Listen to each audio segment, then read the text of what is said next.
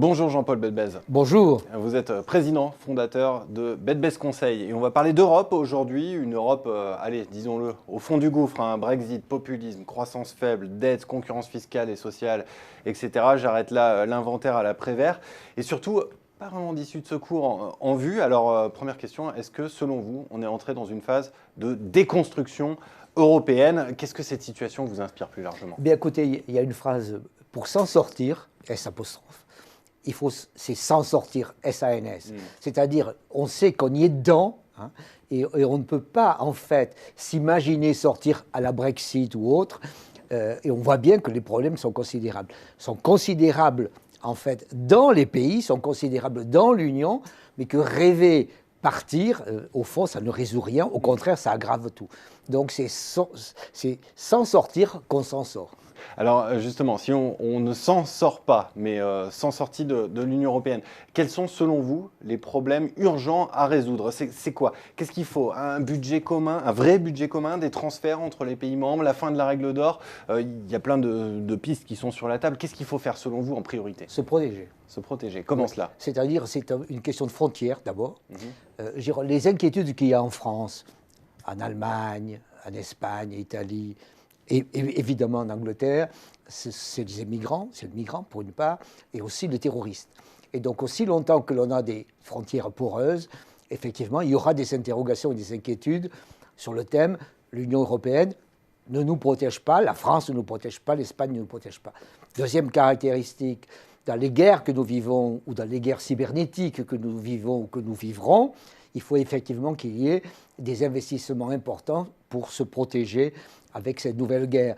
Quand vous voyez que la chancelière allemande, pardonnez-moi, les Américains arrivent à l'espionner, les gens se disent mais qu'est-ce qui se passe? Et donc que font les Russes, que peuvent faire les autres?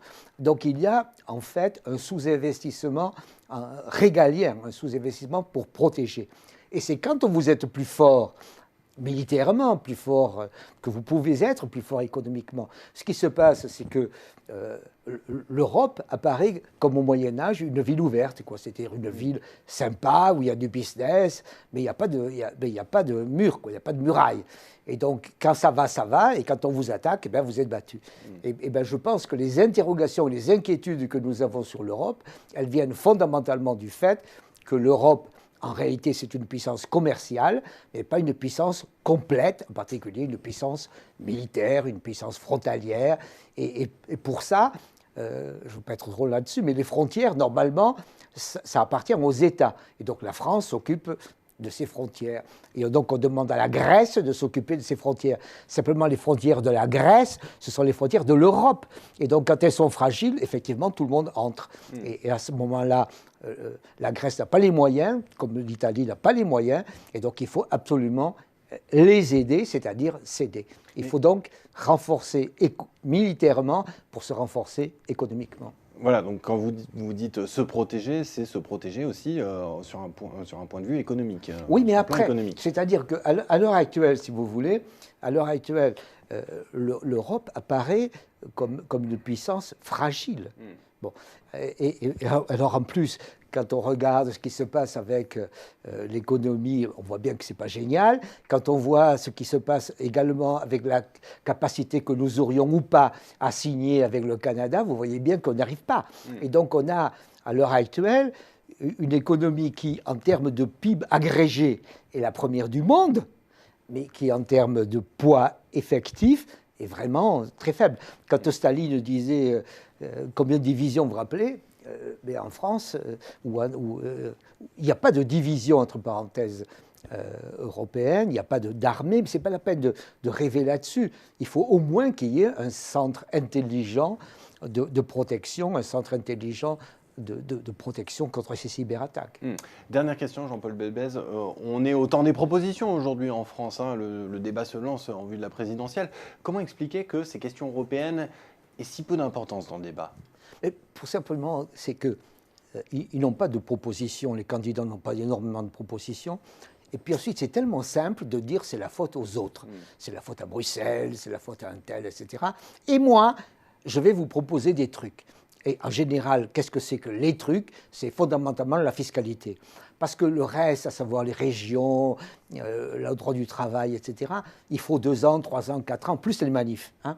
Tandis que quand vous dites, eh bien, vous savez, je vais faire des ordonnances, et dans 3 mois, en août, ça sera fini, et puis en septembre, vous verrez les résultats, et en 2 ans, vous aurez les résultats, là, vous pouvez dire. Donc, au fond, à quoi ça sert l'Europe? À dire, c'est la faute à elle, et la solution, c'est moi.